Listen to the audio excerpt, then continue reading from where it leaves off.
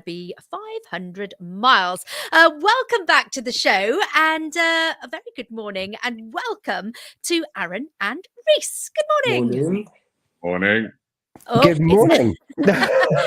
Nice and early this morning for you, Aaron. Yeah. Yes. it's like going back to school, isn't it? With the History Boys there. Before we talk about the History Boys, actually, the Proclaimers, we didn't put that song in deliberately. It was there anyway. However, I cast my mind back to December, and it's probably a song that's got a bit of poignancy for both of you, as you both made your professional stage debuts in Dick Whittington. Reese, how was that? You ended up going up on opening night. Yeah, that was a crazy couple of days, that was. Just had to learn it all in.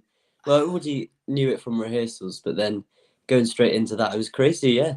Yeah, you didn't even get to watch Isaiah do it once, so you couldn't even imagine it in the space. It's like, oh, it's me, I've got to do it. And open the show. Well done. And Aaron, multiple Fitzwarrens, and even someone from Morocco. Yeah, I think by the end of December, I didn't know who I was. So many personalities in one head. Oh, it was a great show. I'm so pleased that I got to see it, and yeah, well done. And of course, I know I'm off topic from History Boys, but Snow White is coming next year to the Boulevard Theatre. Very exciting indeed. But next weekend, Aaron and Reese, you both jumped from one production to the next. Aaron, give us a bit of an overview. The History Boys, for those who might not know, what is it? So the History Boys is your classic coming of age story. It's about a group of boys from a secondary school in the 1980s who have fantastic A-level results and therefore can go to Oxford and Cambridge. And the play itself then focuses on the role of education in further life, what happens after university. So they have two opposing forces. Mr. Hector, played by the wonderful Nick Weirs, who sees education as the groundwork for the future. It's not just about your exams, it's about life, art, culture, etc. And then Erwin, played by myself, who's very much like, get through this exam and life will come later. It's Alan Bennett's masterpiece. It was voted Britain's favourite play in 2013. And saw the launch of careers like James Corden, Dominic Cooper, Matt Smith, Ben Barnes. So fantastic play to come and see. That's quite some cast that catapulted into the limelight back then. And Reese, you're currently you've just made that transition from the Vision Youth up to the Vision Senior cast now. You're very much in that dual role at the moment of what education is going to play in your life at the moment. Has it been interesting having that fast forwarded for you and given to you in this form of art, in this form of the production? Is it what food for thought has it given you? Yeah, it's quite nice to see like what can happen if you don't focus and everything like that. But yeah, it's a lot of fun. And the cast that you've got with you at the moment, you've got a real mix of people and their backgrounds and where they've come from. And what I love about being part of productions is you get to learn and nurture, like you get to be nurtured by all these people and different experiences. Aaron there talking about his experiences, and you've got Nick and all of his experience. And of course, Nick's got a bit of a real life teaching mode through practical woodwork and bits and pieces as well. Has there been any guidance given to you as a relation to, what do you want to do in your future? Like, you're going to follow this path or you need to do this? Has it made your life even more real? Yeah, and especially with a few of the cast returning from the original production, like they're guiding us in case we don't know something or we don't know how to play with that character. And yeah, everyone's really interested in each other and helping each other along the way. Yeah, I know at Vision you really do get that support, don't you, from everybody? Yeah, it's a great group. Aaron, you're someone that's done this play before. How many years ago was it?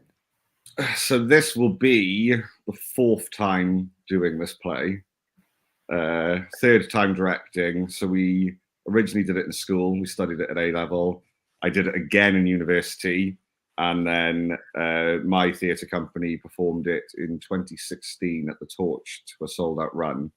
So this is the revival, semi-revival, I suppose, of that. We've been very fortunate to be able to get the original teachers back and one of the original boys. So it's been really interesting revisiting it. What is that? 7, 8? No, how many years? 2016. 2016. He's good with the maths. Seven. Yeah. We'll go for 7.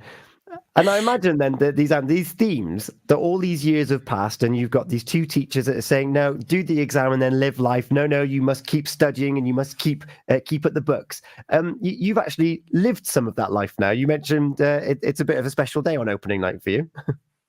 Yes, so I'll be turning 30 on opening night, which sounds really old.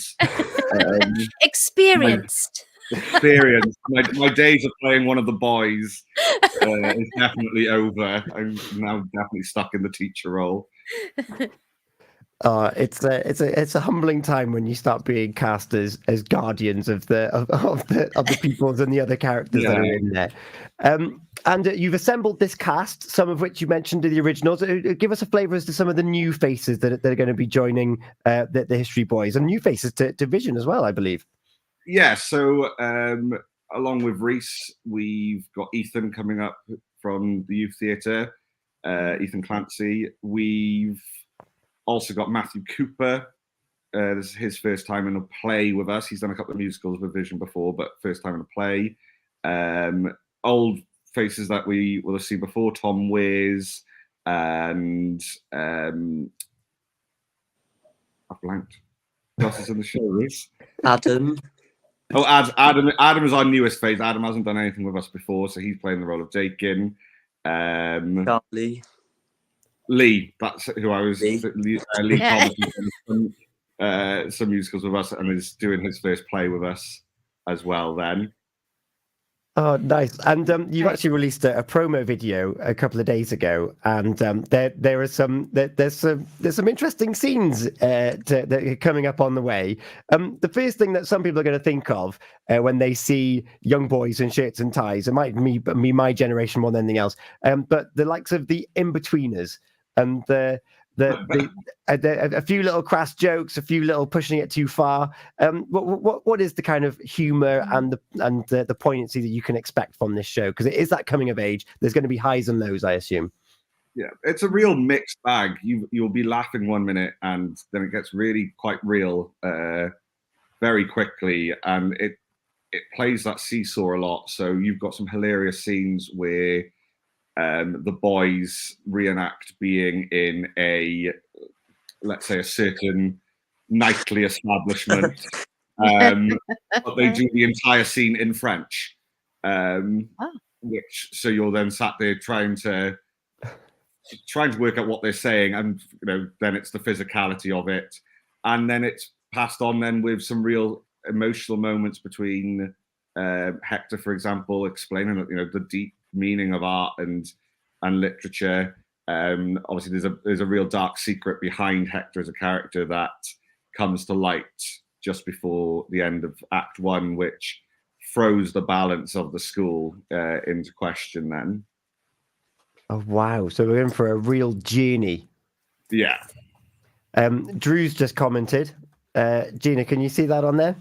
Watched part of the run last night, and the audiences are in for a treat.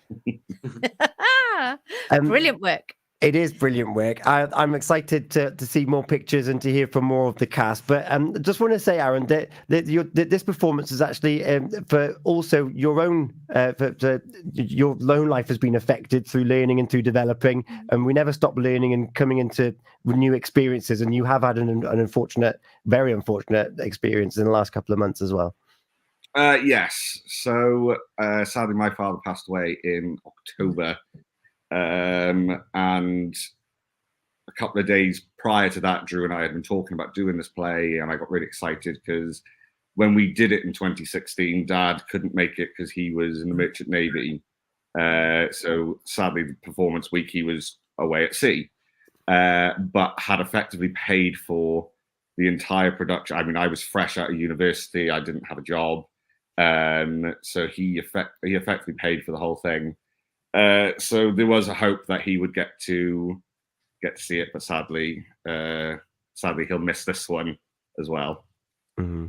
So this performance is in memory of your dad, who helped put on that production many months ago, and he's very much been the fuel of your acting chops and your enthusiasm for being on the stage as your number one supporter. And it's been great to see you over these last couple of years, directing, performing, and putting those both together for this show as well, and nurturing new talent who are enthusiastic and love performing as well, with the likes of Rhys and Ethan, who have both made their step up from the Youth Vision, from the Vision Youth Theatre as well. Can't wait to hear it.